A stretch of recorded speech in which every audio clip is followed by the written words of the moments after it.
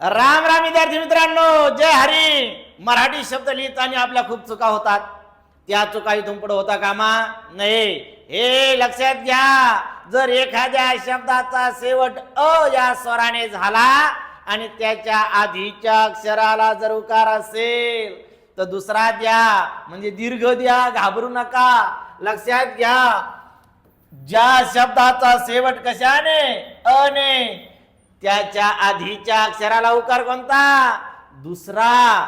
बघा, भूत, भूत शब्दाचा शेवट कशाने झाला? अने झाला.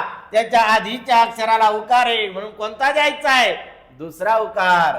तुम्हाला आवडणार मूल हे दुसऱ्याचं मूल आपल्याला आवडतं. मग आता लक्षात घ्या, याचा शेवट कशाने झाला? अने. त्याच्या आधीच्या अक्षराला उकार कोणता? दुसरा उकार. सून तुम्हाला आवडतं, फूल, चूक या शब्दाला उकार कोणता कोणता द्यायचा आहे?